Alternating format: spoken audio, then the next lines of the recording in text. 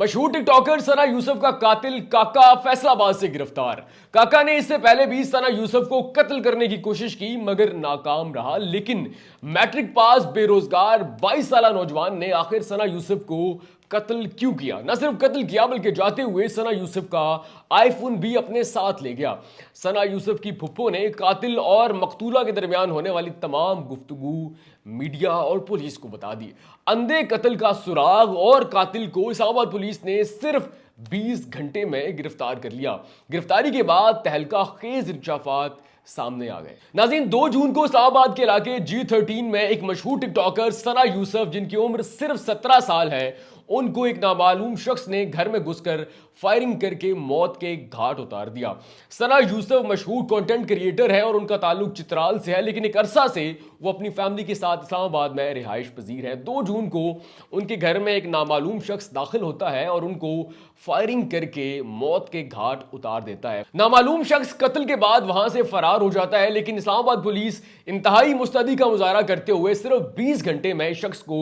فیصلہ آباد سے گرفتار کر لیتی ہے، جس کے بعد اس کی تمام تر تفصیلات بھی سامنے آ جاتی ہیں۔ اسلام آباد پولیس کے مطابق اس شخص کا نام عمر حیات عرف کاکا ہے، عمر صرف 22 سال ہے۔ یہ نوجوان میٹرک پاس اور بے روزگار ہے، سوشل میڈیا سے مختلف برانڈز کی پروموشن کر کے پیسے کماتا ہے۔ والدین انتہائی غریب ہیں، والد ایک سرکاری ملازم لیکن ریٹائرڈ ہے۔ اس کے بعد اسلام آباد پولیس مزید تہلکہ خیز انکشافات کرتی ہے۔ اسلام آباد پولیس کے مطابق یہ پہلا موقع نہیں ہے جب قاتل نے مقتولہ سے رابطہ کرنے یا پھر ملنے کی کوشش کی ہو۔ اسلام آباد پولیس کے مطابق اس سے پہلے قاتل ثنا یوسف سے موبائل کے ذریعے رابطہ کرنے کی کوشش کرتا ہے۔ ثنا یوسف کو میسیجز کالز کرتا ہے، لیکن ثنا یوسف اس کو جواب نہیں دیتی۔ اس کے بعد قاتل 29 مئی کو، جس روز ثنا یوسف کا برتھ ڈے ہوتا ہے، اس کے گھر کے باہر 7 سے 8 گھنٹے انتظار کرتا ہے، مگر ثنا یوسف قاتل سے ملاقات نہیں کرتی، یعنی کہ قاتل کو ناکامی کا سامنا کرنا پڑتا ہے، جس کے بعد قاتل فیڈ اپ ہو جاتا ہے اور مکمل منصوبہ بندی کے تحت 2 جون کو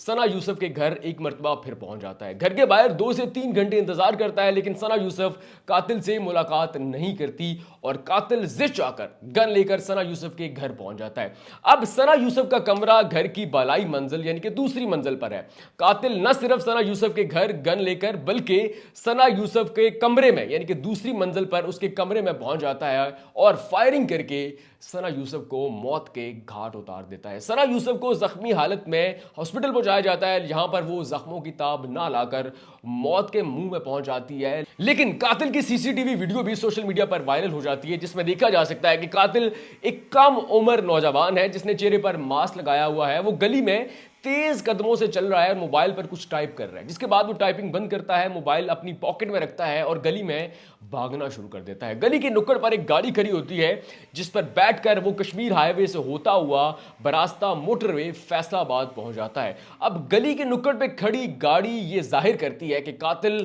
مکمل منصوبہ بندی کے تحت آتا ہے۔ اب جب قاتل قتل کرنے کے ارادے سے ثنا یوسف کے گھر میں داخل ہوتا ہے، تب ثنا یوسف کے گھر میں صرف ثنا یوسف اور اس کی پھپھو موجود ہوتی ہیں۔ ثنا یوسف کی والدہ بازار سامان لینے کے لیے، جبکہ والد اور بھائی گھر پر موجود نہیں ہوتے۔ ثنا یوسف کی پھپھو قاتل اور مقتولہ کے درمیان ہونے والی تمام گفتگو سن لیتی ہیں۔ ان کے مطابق دونوں کے درمیان کافی بحث و تکرار ہوتی ہے، جس کے بعد ثنا یوسف قاتل کو کہتی ہے کہ اچھا تم غصہ نہیں کرو، میں پانی لاتی ہوں، لیکن مزید بحث اور تکرار شروع ہو جاتی ہے، جس کے بعد ثنا یوسف قاتل کو کہتی ہے کہ گھر کے باہر اور اندر کیمرے نصب ہیں، اگر کچھ بھی ہوا تو اس کے ذمہ دار تم ہوگے، لیکن قاتل ثنا یوسف کی بات ہوا میں اڑا دیتا ہے، جس کے بعد قاتل کو مقتولہ یعنی کہ ثنا یوسف کہتی ہے کہ تم گھر سے چلے جاؤ، لیکن قاتل ثنا یوسف پر فائرنگ کر دیتا ہے۔ 2 فائر ثنا یوسف کے سینے میں لگتے ہیں اور وہ جان کی بازی ہار جاتی ہے۔ اس کے بعد نہ صرف قاتل قتل کرتا ہے بلکہ جاتے ہوئے ثنا یوسف کا موبائل بھی ساتھ لے جاتا ہے، کیونکہ اس کو خدشہ ہوتا ہے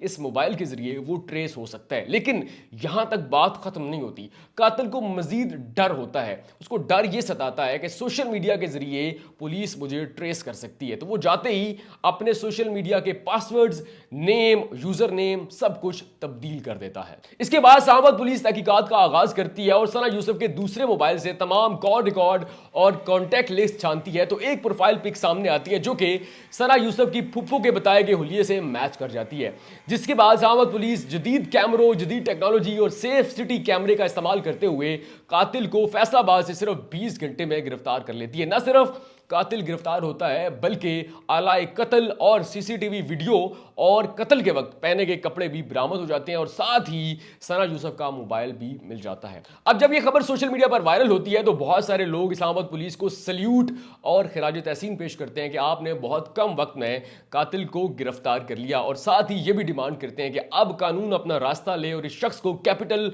पनिशमेंट देकर मॉडल बनाया जाए ताकि आइंदा कोई भी शख्स किसी की जान लेने से पहले 1000 बार सोचे। वहीं पर सोशल मीडिया पर कुछ कमेंट्स भी वायरल होते हैं जहां पर भी सना यूसुफ की मौत की खबर लगी, नीचे कुछ ज़ुम्बी सामने आई जिनका ये कहना है कि अच्छा है गन साफ हुआ, लेकिन मेरा उनसे ये सवाल है कि खिलखिलाते बच्चे, खिलते हुए फूल, औरतें और मुख्तलिफ सोचते बोलते मर्दों को मारकर अगर आपको लगता है कि दुनिया बच सकती है तो मेरा आपसे सवाल ये है, औरतें, बच्चे, फूल, जानवर और मुख्तलिफ सोचने वाले मर्दों को अगर आप दुनिया से ख़त्म कर दोगे तो पीछे दुनिया में बचेगा क्या?